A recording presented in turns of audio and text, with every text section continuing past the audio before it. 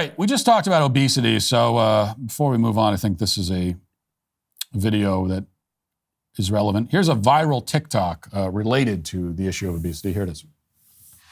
I'm plus size and on a plane. Of course I can't fit the tray table now. I'm plus size and on a plane. Of course I'm going to sit beside the smallest member of my family. I'm plus size and on a plane. Of course the armrest is digging into me. I'm plus size and on a plane. Of course I have to shimmy down the aisle sideways. I'm plus size and on a plane. Of course I need a seatbelt extender. Okay, just a few things here. First of all, and I don't mean this as an insult, I really don't. No offense intended, but I think plus sized doesn't really tell the story here. Some of these people, I think, that go by plus size, like they're a little bit beyond plus sized. I think plus is an understatement. We need more of a multiplication sign for her. Like we got to go to PEMDAS and find a different, find something different for her. But second, how are these TikTokers not overwhelmed with embarrassment when they're filming these things in public?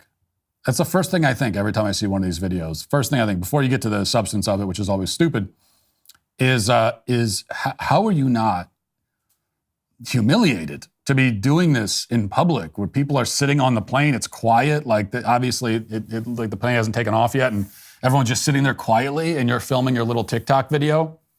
I work in front of a camera for a living, and even for me, it's always a little bit awkward if I'm filming something in public and people, it's like, it feels a little bit weird. So how do they not die of embarrassment? I guess that requires you to have some sense of some capacity for shame, some self-awareness, which these people lack.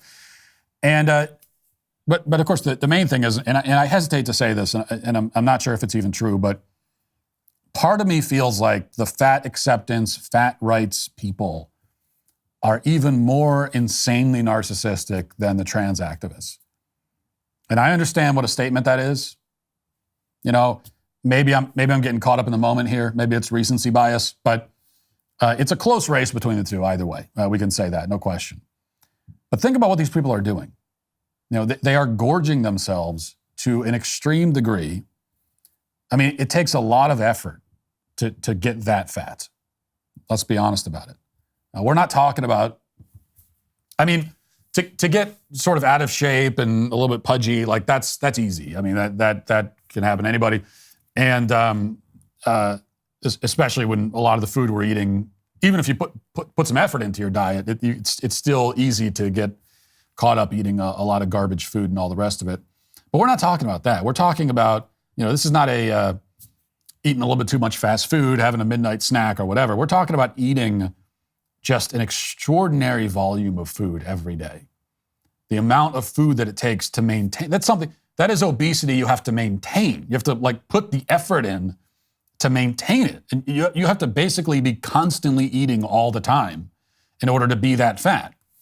We're talking thousands and thousands of calories every single day, deliberately putting much more lard on your body than your bone structure was ever meant to hold.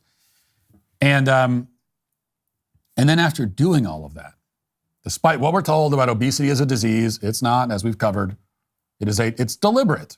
Now, when you're eating, you might not be thinking to yourself, I want to be fat, but you are deliberately making yourself fat. You are doing something that you know will make you fat, and it does, and that's it. So after putting in all of this deliberate effort and ballooning to that size, and then you turn around after all of that and demand that society must rearrange itself to accommodate you, is, I